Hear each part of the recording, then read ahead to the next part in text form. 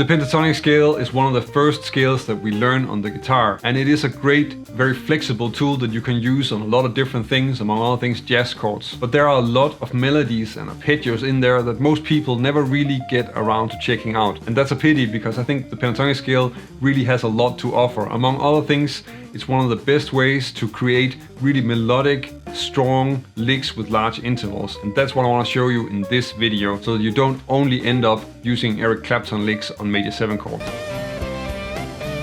My name is Jens Larsen. Learn jazz, make music. Let's take the most common minor pentatonic scale, so A minor pentatonic in the most common position, so that would be this position.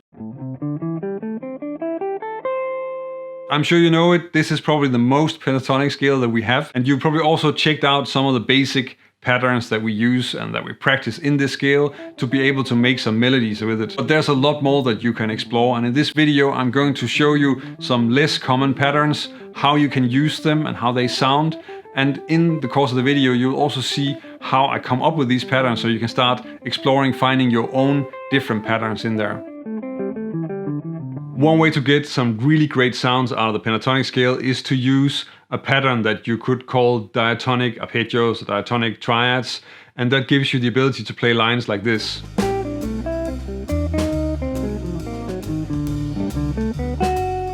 So I'm using A minor 7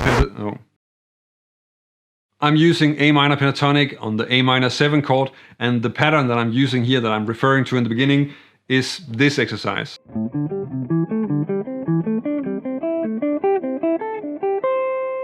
So really what I'm doing here is that I'm essentially just building diatonic chords within the pentatonic scale, because I'm just taking every other note. So I'm playing the A, skipping the C and playing the D. Because we're playing pentatonic scales 2 notes per string, then that actually just means that we're kind of playing sort of one side of the position, so like this. And what we get here is first an A quartal arpeggio, then an first inversion A minor triad, D quartal arpeggio, E quartal arpeggio, second inversion C major triad, and then we're back on the A quartal arpeggio. Playing the arpeggios like this in position can be a little bit difficult because you're playing 1 note per string, and that's a little bit hard work for your right hand. But there is another way of playing them where you're putting 2 notes on 1 string. It makes them a little bit more stretchy, but that's actually something that I got from Allan Holdsworth. And if you want to check out a video where I'm analyzing and discussing this lick, then there's a link to that in the description of this video. And we can take this way of playing the arpeggios through the position in a simple way like this. So here I'm only playing every other arpeggio because that's easier within one position. And of course, if you want to use this, you should check it out in the different positions as well. But as you can tell, it's a lot easier on your right hand because you don't have to play 1 note per string all the time. And you can turn this into a lick on an A minor 7 chord like this.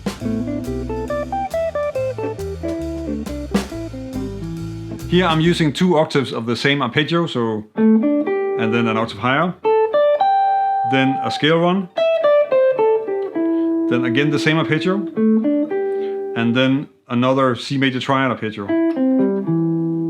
But we can also explore some less stretchy patterns like the next one that I'm going to cover. Since the Holdsworth pattern makes it a little bit easier to play the diatonic arpeggios, then it makes sense to try and explore other similar patterns. And I think one that's sort of obvious to check out would be the C major triad that is found here.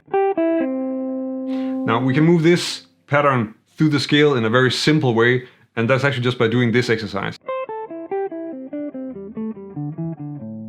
So when I'm playing this, I'm actually using economy picking, as I'm playing the first note with a downstroke and then 2 upstrokes. And that sort of gives it a natural phrasing where I'm giving an accent to the first note. This also really works well if you want to use patterns like this as groups of 3 8 notes and sort of change things up a bit in your 8th note lines. The different triads that I end up with here are first an A minor triad in second inversion, then the root position C major triad, then a G sus4, D sus4, and then an A sus4. And we can use this exercise to create a 2-5-1 lick like this.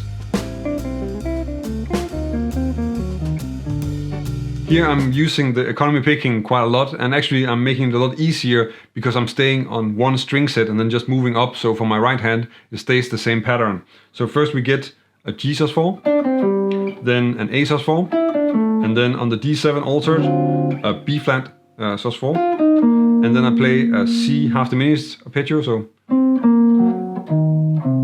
resolving to G major 7. Since the C major triad works that well as a pattern, then it makes sense to also explore the other basic triad that's in the scale, which is the A minor triad. And of course this is one note per string, so it makes probably sense to try and work with that, just moving it along the neck on this same string set, and then you get an exercise like this.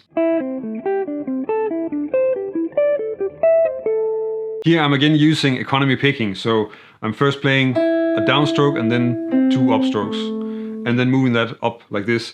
First we get the A minor triad, then we get a C sus2, then D sus2, then we get a first inversion C major triad, and then a G sus2, and then we're back on A minor. So of course a C sus2 like this is in fact just a D quartal arpeggio or a G sus4 triad. So the sus2, sus4 and quartal arpeggios are essentially the same note sets. We're just giving them different names for different inversions. An example of a line using these could sound something like this.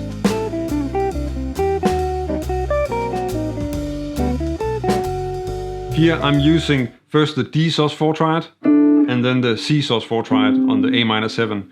And then I'm going into a D7 also resolving to the G major 7. On the G major 7 I'm actually also using a pentatonic scale because I'm using the minor pentatonic scale from the third of the chord, so there's a B minor pentatonic scale. And the pattern that I'm using there, this is kind of a side note and a little bit off topic, but it's just well worth checking out because it's a really nice pattern to know, is playing the arpeggio, so from one side of the scale, kind of like if we had this pattern, then it's playing this side of it and playing a diatonic arpeggio, and then just on this top string play the other note, and then you have a pattern like this. And that can be really useful and it's really easy to play also, so that's one I use really a lot. Until now, all the structures that I've been going over have been using third and fourth intervals, but actually we can take these structures and then turn them into some other structures with a lot larger intervals and a lot larger range, and that's the next thing I'm going to show you. Since the scale has both an A minor and a C major triad, then we can also explore using the spread version of the spread triads for those two and take that through the scale to find some new structures. That will give us an exercise like this.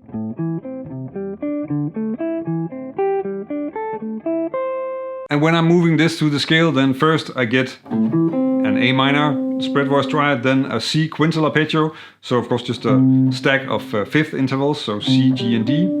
Then I get a D quintal, then I get a first inversion C major, and then a G quintal, and then I'm back on A minor.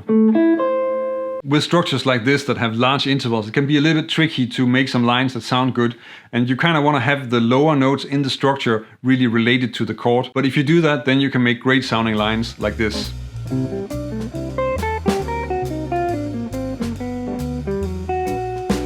Here I'm using first a C quintal arpeggio, so C, G, D, then moving to an open voiced or spread voiced A minor, and then the D7 also line, which is actually using an E flat minor and a B flat major triad, resolving to G, and here I'm using essentially just a shell voicing, a G major 7 shell voicing. As you can see in these examples, there are a lot more interesting patterns and melodies found in the pentatonic scale than what you typically find in a blues solo.